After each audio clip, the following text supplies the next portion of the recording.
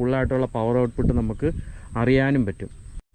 അതുപോലെ തന്നെ ഗുണങ്ങൾ മാത്രമല്ല കേട്ടോ, കുറച്ച് ദോഷങ്ങളുണ്ട്. ഈ അലുമിനിയം എഞ്ചിനുകളുടെ ദോഷങ്ങളെന്ന് പറഞ്ഞാൽ ഈ വണ്ടിയുടെ മെയിൻ വില്ലൻ എന്ന് പറഞ്ഞാൽ ഓവർ ഹീറ്റിംഗ് ആണ്. ഒരു കാരണവശാലും സെന്നുള്ളവർ ആരും ആയിക്കോട്ടെ, വണ്ടി ഒരു കാരണവശാലും ഓവർ ഹീറ്റ് ആവാനായിട്ടുള്ള സാഹചര്യം നമ്മൾ ഉണ്ടാക്കി കൊടുക്കരുത്.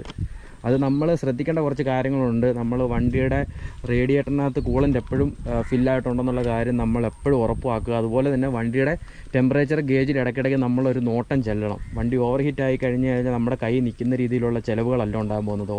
അതുപോലെ എന്ന് വെച്ചാൽ അലുമിനിയം എന്ന് പറഞ്ഞാൽ ആ ഒരു ലോഹം പെട്ടെന്ന് തന്നെ ചൂടാവുകയും ചെയ്യും. ഓവർ ഹീറ്റ് ആയിക്കഴിഞ്ഞാൽ വണ്ടിയുടെ ഹെഡ് അടിച്ചു പോവുകയും ചെയ്യും, നമ്മുടെ കയ്യിൽ നിൽക്കത്തില്ല, അതുപോലെ ചിലവുണ്ടാക്കി വെക്കുകയും ചെയ്യും.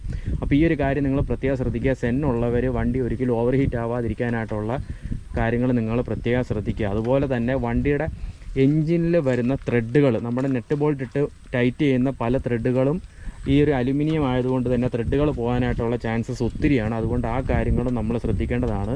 അതുപോലെ തന്നെ ഈ ഒരു കാസ്റ്റ് അയൺ വെച്ച് നോക്കുകയാണെന്നുണ്ടെങ്കിൽ അലുമിനിയം കുറച്ചുകൂടെ ഒരു സ്ട്രെങ്ത് കുറവാണ്. വലിയൊരു ഇമ്പാക്റ്റോ അങ്ങനെ എന്തെങ്കിലും ഒന്ന് വന്നു കഴിഞ്ഞാൽ വണ്ടിയിലെ ഈ ഒരു കേസ്, അതായത് ഈ ബ്ലോക്ക് വല്ലതും ക്രാക്ക് ഉണ്ടാകാനായിട്ടുള്ള സാധ്യതയുണ്ട്. അത് നമ്മൾ സൂക്ഷിക്കേണ്ടതാണ്. Inline 4 cylinder liquid cooled SOHC 8 valve എഞ്ചിനാണിത്. 6500 RPM 50 ഹോഴ്സ് പവറും 4500 RPM 70 Nm ടോർക്കുമാണ് പ്രൊഡ്യൂസ് ചെയ്യുന്നത്. എല്ലാ 5000 കിലോമീറ്റർ ആകുമ്പോൾ നമ്മുടെ വണ്ടിയുടെ എഞ്ചിൻ ഓയിൽ മസ്റ്റായിട്ട് ചേഞ്ച് ചെയ്യണം. എഞ്ചിൻ ഓയിൽ, ഓയിൽ ഫിൽറ്റർ, ആ കാര്യങ്ങളൊക്കെ നമ്മൾ മസ്റ്റായിട്ട് ചേഞ്ച് ചെയ്യണം. അതുപോലെ തന്നെ വണ്ടിയുടെ ഓയിൽ കപ്പാസിറ്റി വരുന്നത് 3.3 ലിറ്റർ തൊട്ട് 3.5 ലിറ്റർ വരെയാണ്. വണ്ടിയുടെ 5W30 ആണ് വണ്ടിയുടെ എഞ്ചിൻ ഓയിലിൻ്റെ ഗ്രേഡ് വരുന്നത്. നമ്മുടെ വണ്ടി പെയർ ചെയ്തേക്കുന്ന ഒരു 5 സ്പീഡ് മാനുവൽ ഗിയർ ബോക്സ് ആയിട്ടാണ്. ഏകദേശം ഫസ്റ്റ്, സെക്കൻഡ്, തേർഡ് ഗിയറിൽ അത്യാവശ്യം നല്ല രീതിയിൽ ടോർക്ക് വണ്ടിയുടെ എഞ്ചിൻ പ്രൊഡ്യൂസ് ചെയ്യുന്നുണ്ട്. 4th, 5th ഗിയർ ഇട്ട് കഴിഞ്ഞാൽ അത്യാവശ്യം നല്ല ഹൈവേയിലൊക്കെ പോയി കഴിഞ്ഞാൽ അടിച്ചു വിട്ട്, നല്ല ഹൈവേ കിട്ടിക്കഴിഞ്ഞാൽ അടിച്ചു വിട്ട് പോകാവുന്നതാണ്.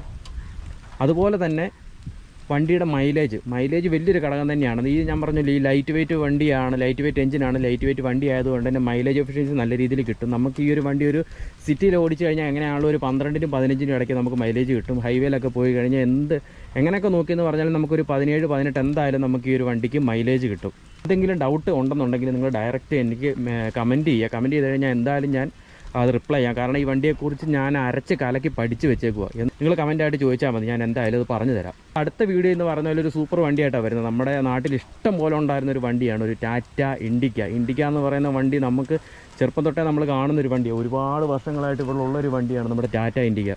അതുകൊണ്ട് തന്നെ അടുത്ത വീഡിയോയിൽ നമ്മൾ കൊണ്ടുവരാൻ പോകുന്ന വണ്ടി എന്ന് പറഞ്ഞൊരു ടാറ്റ ഇൻഡിക്കയാണ് കേട്ടോ. അപ്പോൾ നിങ്ങൾ എന്താ ചെയ്യുന്നത് വെച്ചാൽ ചാനൽ സബ്സ്ക്രൈബ് ചെയ്ത് വെച്ചോ.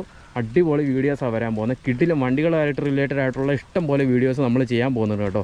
അതുപോലെ തന്നെ ഈ വണ്ടി നമ്മൾ എടുത്ത വണ്ടി